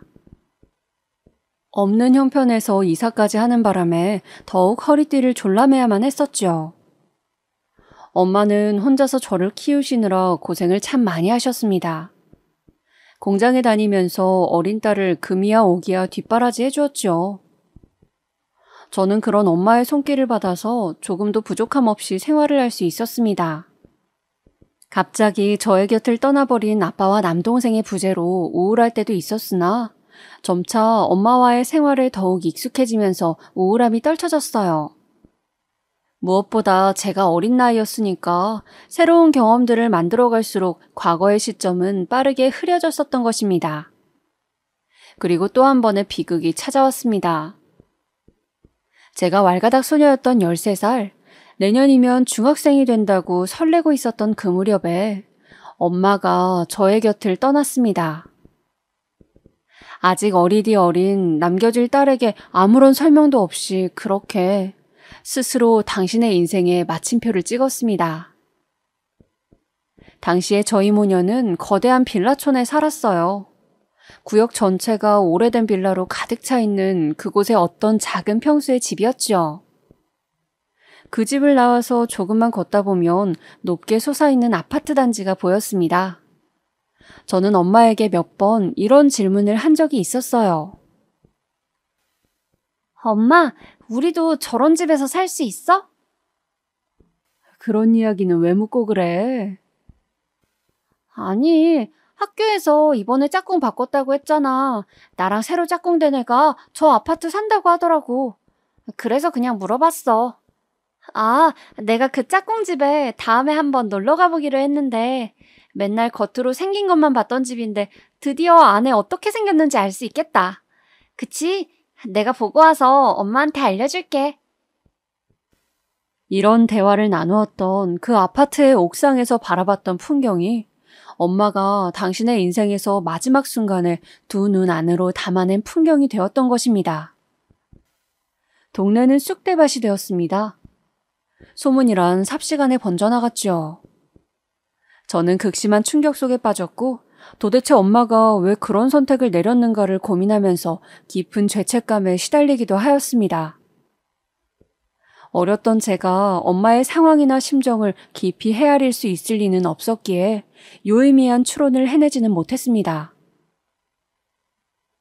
그렇게 저는 영문도 모른 채로 충격 속에서 엄마를 떠나보내야만 했습니다. 나중에 저는 심리치료를 받게 되었지만 그날 엄마가 그렇게 떠났던 것, 당시의 고통스러운 감정은 여전히 생생하게 남아서 저를 괴롭히고 있었네요. 저는 홀로 남겨지게 되었어요. 저를 책임질 수 있는 친척 따위는 단 한 명도 존재하지 않았죠. 아무도 나서지 않는 상황에서 저는 당연하게 보육원 생활을 시작하게 되었습니다. 그늘진 얼굴로 보육원에서 지내던 도중에 저를 찾아오신 분들이 계셨습니다. 진이야, 너 혹시 우리 기억나니? 너한테 토끼 인형 사줬던 아줌마 아저씨야. 네가 그 토끼 인형을 무척 마음에 들어하던 모습이 우리는 기억이 나는데. 저에게 조심스레 말을 거시던 아주머니의 얼굴을 보자 기억이 날 듯 말 듯 하였습니다. 그러다가 옆에 계신 아저씨의 얼굴을 보았을 때 진한 눈썹을 보고 기억이 떠올랐지요. 그 아저씨는 저희 아빠랑 같은 회사를 다니셨던 분이셨어요. 사는 집도 서로 가까워서 한동안 집끼리 왕래도 자주 했었습니다. 그 집에는 아들이 한 명 있었습니다. 제 남동생보다 한 살이 어렸어요. 다 또래들이다 보니까 어울려서 놀고는 했었습니다. 그런데 그 집 아들이 갑자기 병을 앓게 되었고 그러면서 그 아저씨께선 회사까지 그만두시게 됐었습니다. 그 후일담을 저는 그제야 들을 수 있었던 것이죠. 우리 태수를 기억하는구나. 그래, 태수가 너를 참 좋아하고 잘 따랐었지. 찐니 누나 하면서 너한테 놀아달라고 하던 모습이 생각이 난다. 우리 태수는 지금 좋은 곳으로 떠났어. 하늘나라에서 편안하게 여행 중이야. 안타깝게도 그 어린 생명이 투병 끝에 세상을 떠났었던 겁니다. 하늘나라에서 제 남동생을 만나서 같이 놀고 있을 것이라는 아주머니의 말씀을 들은 순간 저는 울음보가 터져나왔습니다. 보육원에 온 이후로 매일이 울고 싶은 나날이었으나 한 번도 진짜로 울어본 적은 없었거든요. 늘 눈물을 뒤로 삼키면서 조용히 지냈을 뿐이었죠. 그런데 그 순간에 억눌러왔던 눈물이 터져나왔어요. 그런 저를 아주머니와 아저씨께서는 따뜻하게 보듬어 주셨고 달래주셨습니다. 두 분께선 일주일에 한 번씩 보육원에 와서 저를 만나주셨어요.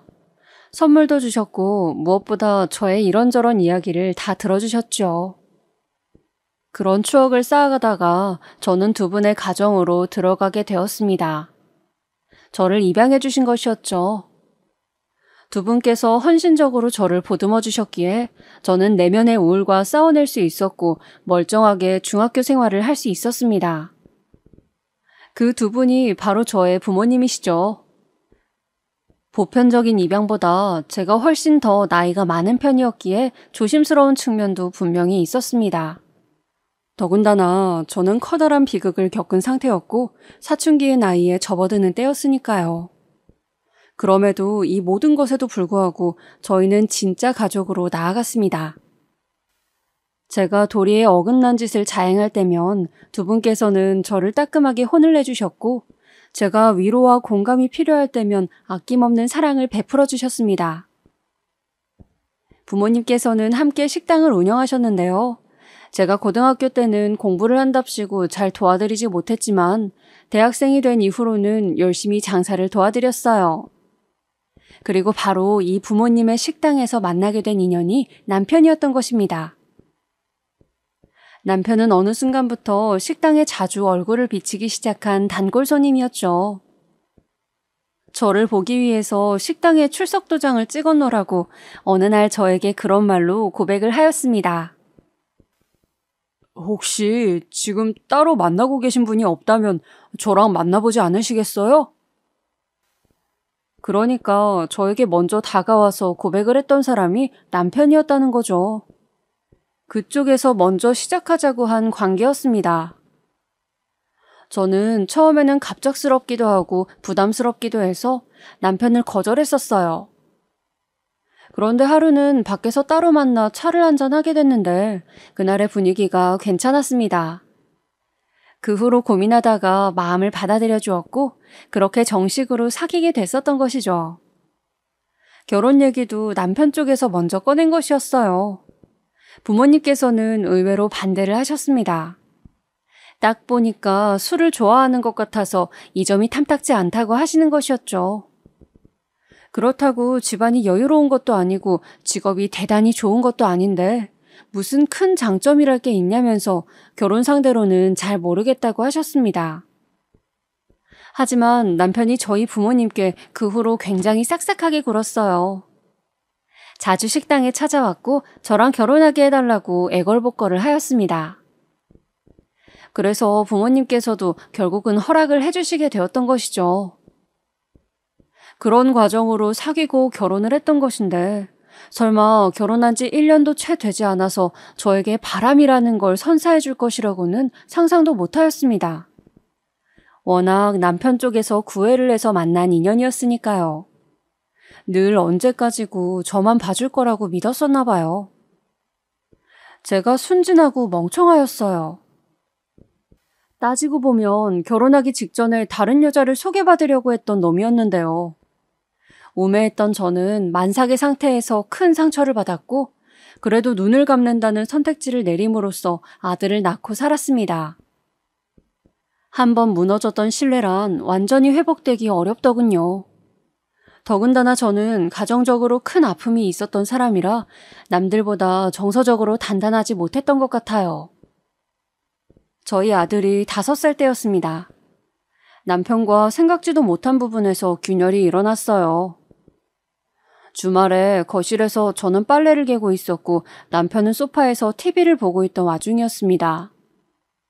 TV에서 영화가 진행되고 있었는데 보육원이 배경으로 나온 거예요. 문득 남편이 저희 아들하고 영화 속 보육원 아이들을 번갈아가며 쳐다보더니 영화가 다 설정이네. 저런 거 다 가짜였나 보네. 우리 아들이 지금 5살인데 영화에 나오는 애들은 나이가 2배는 더 많아 보인다. 저런 애들이 무슨 보육원에 있어. 이런 말들을 웃으면서 하는 겁니다. 저는 남편이 잘못된 상식을 갖고 있다고 그렇게만 생각을 한 채 입을 열었습니다. 보육원에 그렇게 어린 애들만 있는 줄 알아? 아니야. 지금 저 영화에 나오는 애들보다 나이 많은 애들까지도 다 있어. 뭐? 아유, 말도 안 돼. 보육원에 있는 애들은 입양을 기다리려고 저기에 있는 거 아니야? 큰 애들을 누가 입양해 간다고. 그런 애들이 보육원에 있어. 저 영화에 나오는 저 또래보다 나이가 많으면 입양이 절대 안 될 것 같은데? 왜 안 돼? 나 있잖아, 나. 나는 보육원에 들어갈 때 13살이었어. 당신의 기준대로라면 나는 입양이 안 된 채로 성인이 됐어야 했겠네. 제가 무심코 중얼거렸는데 남편 쪽이 조용한 겁니다. 빨래를 다 개고 나서 남편을 쳐다봤는데 너무나도 당혹스럽다는 표정으로 저를 보고 있었어요. 저는 영문을 몰랐죠. 뭘 그렇게 봐. 보육원에 있는 애들의 나이대가 다양한 게 그렇게나 놀라운 일이야? 아니, 그게 아니라 당신 보육원 출신이었어? 그리고 웬 입양? 그럼 당신이 설마 입양하였다는 얘기야? 당혹스러운 건 바로 저의 몫이었습니다. 왜냐하면 분명히 결혼 전에 이 이야기를 밝혔었거든요. 단둘이 있던 자리에서 저는 제가 입양하라는 사실을 고백했고 남편은 별로 신경을 안 쓴다는 대답을 했었습니다. 저의 사연을 알고도 저랑 결혼하겠다는 대목에서 저희 부모님도 사실 남편을 허락하는 쪽으로 마음이 기울고 마셨던 것이고요. 그런데 이제 와서 그 사실을 몰랐다뇨? 그럼 저랑 대화를 했던 사람은 누구란 말입니까? 남편은 전혀 들은 기억이 없다면서 펄쩍 뛰었습니다. 그러더니 그 후로 태도가 변하기 시작했어요. 저희 아들 출산 직전에 바람 피우다 걸린 이후로 사실 완전한 부부관계는 아니었다고 생각을 합니다만 냉랭하지는 않았거든요. 그런데 제가 입양하라는 사실을 안 이후로 남편이 묘하게 저를 괄시한다는 인상을 받았습니다. 가장 압권이었던 것은 남편이 술에 만취해서 저한테 오만 꼬장을 다 부리다 못해 저희 부모님께도 연락을 했던 그날이었어요. 자기 친딸도 아니면서 피 한 방울 안 섞인 남이면서 왜 그렇게 결혼을 반대하고 나를 못 살게 구셨습니까? 예? 그게 무슨 경우 없는 행동이었는지 그 일로 부모님께서 크게 놀라시고 상처를 받으셨어요. 무엇보다 저를 걱정하기 시작하셨고요. 그 다음부터는 자잘하게 저랑 싸우는 일이 생기면 무조건 남편은 이런 식으로 말을 해댔습니다. 사기 결혼을 한 주제에 나한테 이렇게 뻔뻔하게 굴어도 되냐? 불우한 가정사며 입양하란 사실이며 다 숨기고 결혼했으면서 내가 그걸 다 알았어도 과연 똑같은 선택을 내렸을지 그걸 나도 모르겠네. 어쨌든 내가 너 때문에 사기 결혼 당했다는 것만 알아둬.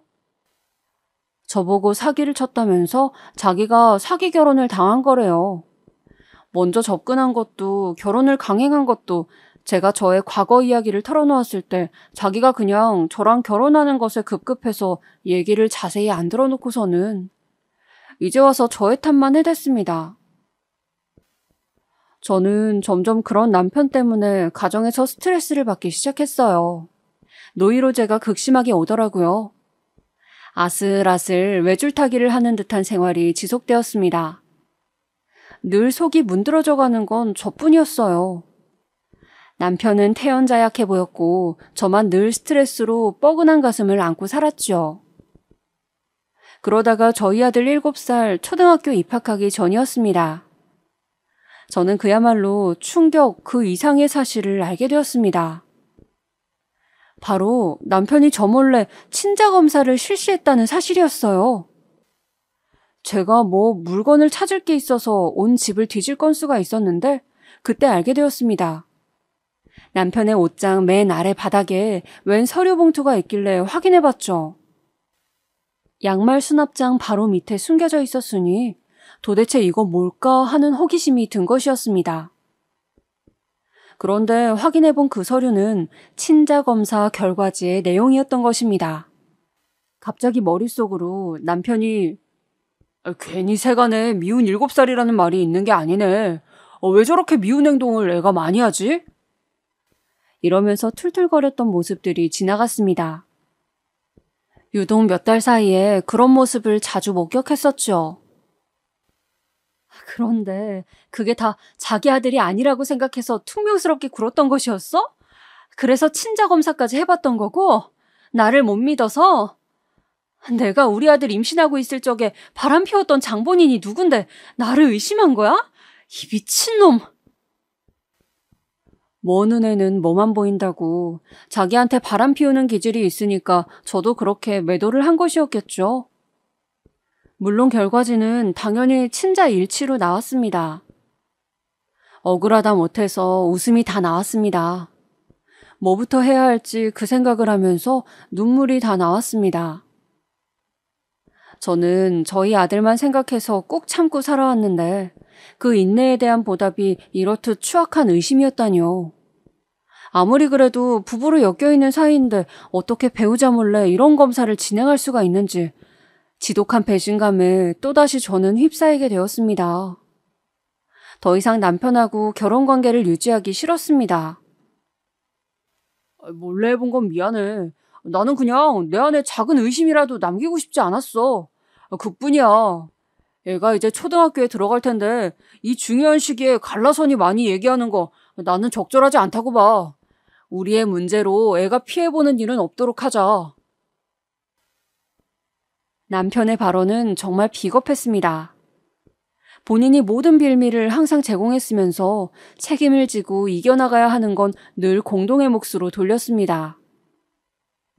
저희 아들 이제 초등학생 되는데 편부모 가정 아이로 만들기 싫어서 꾹 참았습니다. 아들은 초등학교에 들어갔고 저는 학부모가 돼서 어찌저찌 살다 보니까 그냥 또 시간이 흘러가더군요. 그리고 저희 아들이 10살 때였습니다. 재벌은 남 못 준다고 하죠. 남편은 또 바람을 피웠습니다. 이번에는 상대가 유부녀였어요. 그쪽은 저희 아들보다도 어린 딸이 있는 입장이었는데 정말 대단했고 짐승들이라는 생각밖에는 들지 않았습니다. 제가 우연히 정황을 잡아내었고 그걸 바탕으로 따졌죠. 그랬더니 남편이고 그 유부녀고 완강하게 잡아떼었습니다. 맹세코 이상한 사이가 아니라면서 어쩌다 보니까 친해져서 대화가 잘 통하길래 따로 만나서 밥이나 몇 번 먹었을 뿐이라고 하는 것입니다. 그쪽도 가정이 있었으니 절대 인정하지 않으려고 들었어요. 오히려 그 유부녀는 저한테 따로 연락이 와서는 화도 내더군요. 남의 가정 파탄 내실 작정인가요? 저 이제 그쪽 남편이랑 안 만날 거니까 제발 그만하시라고요. 잘못해놓은 건 본인들인데 저보고 그만하라면서 저를 진상 취급을 하는 것에 어이가 없었습니다. 어찌되었든 그렇게 그 유부녀는 떨어져 나갔고 남편이랑 저 울고불고 싸우고 난리가 났어요. 더 이상은 못 참겠다고 제가 난리를 치던 와중이었습니다. 문득 곤히 자는 줄 알았던 아들이 방에서 나와서는 빤히 저희를 보고 있더군요. 부모가 싸우는 모습을 본 아들의 눈에는 공포심이 어려우셨습니다. 그 모습을 보자마자 저랑 남편이랑 동시에 침묵을 하였죠. 아들이 곧 훌쩍이기 시작했고 저는 당장 아들을 끌어안으면서 미안하다고 몇 번이고 사과를 하였습니다. 부모가 잘못이지 자식은 아무런 죄가 없는 것이었잖아요.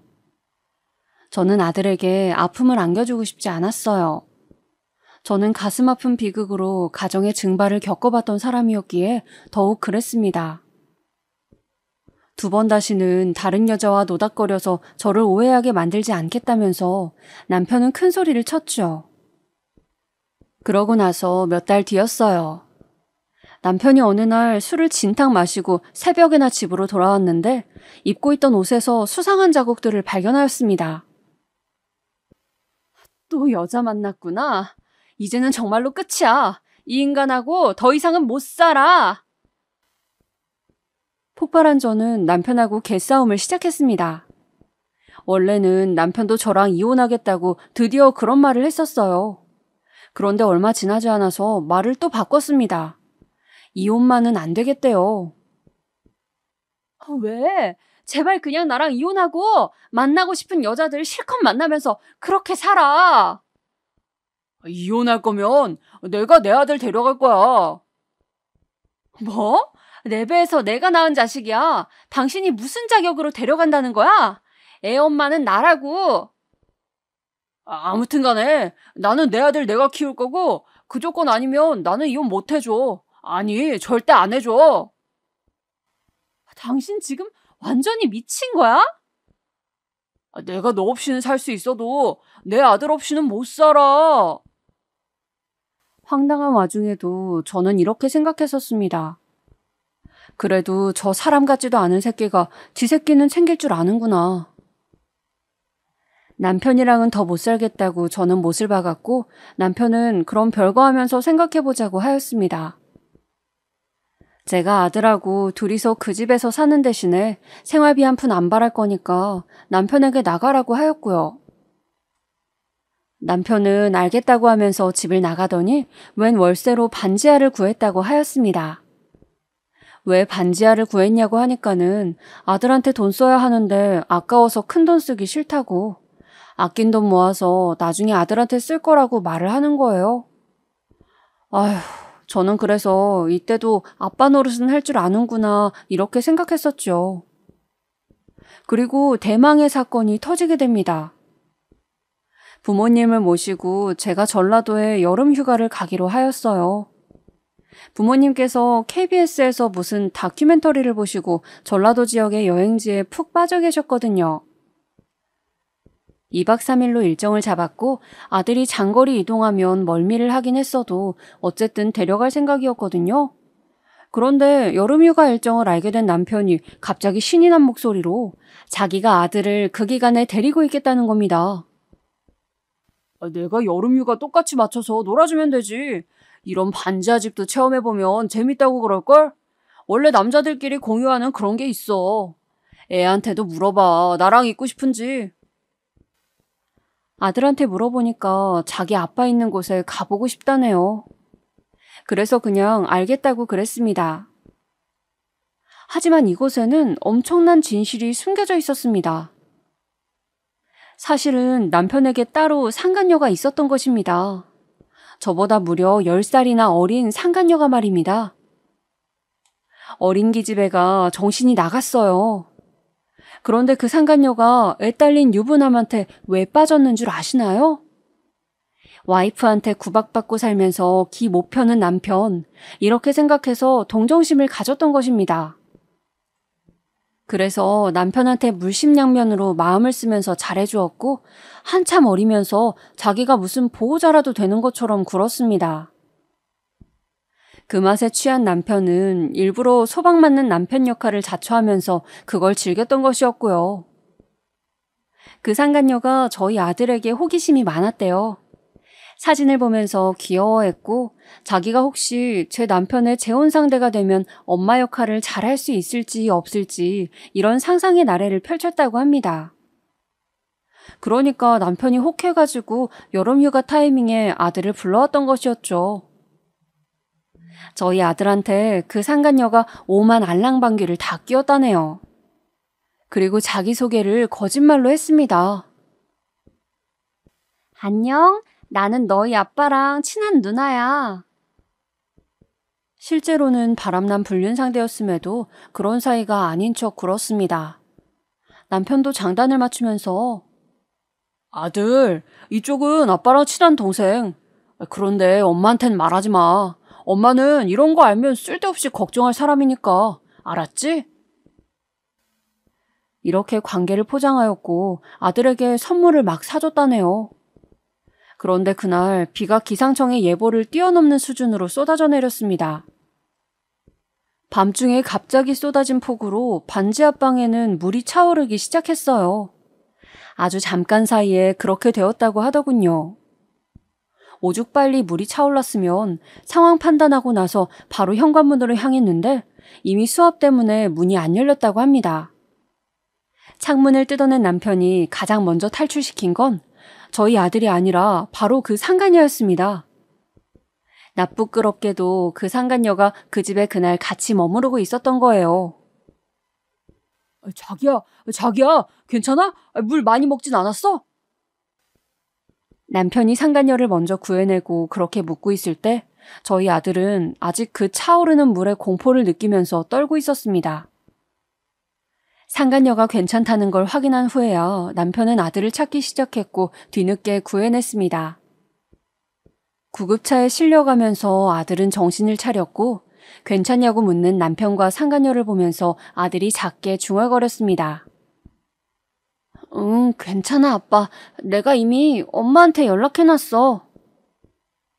그 말을 듣고 두 사람은 깜짝 놀라서 뒤로 넘어가고 말았죠. 네, 저는 미리 아들에게 연락을 받았습니다. 갑자기 비가 많이 내리기 시작했다는 말을 하면서 아들은 근데 아빠랑 어떤 누나랑 자꾸만 같이 있어서 나 여기 있기 싫어. 이런 말도 하였더랍니다.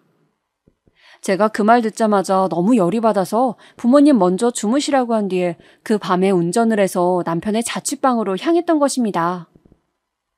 밤새 아들을 데려올 작정이었죠. 비가 너무 쏟아져서 운전도 힘들 지경이라 너무 걱정이 되었습니다. 혹시나 무슨 일을 당한 건 아닐까 전화를 해봐도 안 받는 것에 걱정은 커져만 갔고요. 그랬는데 가보니까 그 상황이었던 겁니다. 저는 남편 싸대기부터 날렸어요. 아무 말도 하지 말고 아무것도 하지 마. 그냥 조용히 꺼져. 남편이 털썩 무릎을 꿇었습니다. 안 돼. 그럼 내 인생에 뭐가 남겠냐고. 그건 내 할 바 아니지. 너는 평생 네 자식 볼 일이 없을 줄 알아. 네가 뭔데 부자 간의 인연을 끊어. 네가 뭔데. 착각하지 마. 먼저 끄는 건 너야. 네 손으로 네가 직접 부자 간의 인연을 끄는 거라고. 알아? 그제서야 남편은 주둥아리를 쳐 닫았습니다. 저는 병원 응급실에서 상간녀의 가족들을 만날 수 있었습니다. 그날 그 상간녀의 존재도 얼굴로 처음 알게 된 것이었는데 그 가족들마저 보려니까 어이가 없더라고요. 게다가 다가가니까 상간녀의 안색이 창백해졌습니다. 그 가족들은 저보고 누구시냐면서 어리둥절했죠. 이 아가씨가 바람 피운 남자의 와이프 되는 사람입니다. 저희 12살 난 아들이 있는 앞에서 제 남편하고 불장난을 저지른 과감한 아가씨가 어떻게 생겼나 했더니 이렇게 생겼군요. 그 가족들의 표정을 확인한 저는 돌아섰고 잠시 후 상간녀의 우는 소리며 그 가족들이 난리를 치는 소리들이 뒤섞여서 울려 퍼졌습니다. 저는 남편은 물론이고 그 상간녀한테서 두둑한 대가를 받아냈습니다. 전 남편은 이혼 과정에서 한 푼도 건지지 못하고 말 그대로 몸만 달랑 저희 가정에서 빠져나갔습니다. 오래 돌고 돌아서 이뤄낸 일 너무 늦었지만 속이 다 시원하더군요. 저희 아들도 자기 아빠를 안 보고 싶어 해요. 부족함을 느끼지 않도록 제가 최선을 다해서 저희 아들을 키워낼 거예요. 각오는 진작에 되어 있습니다.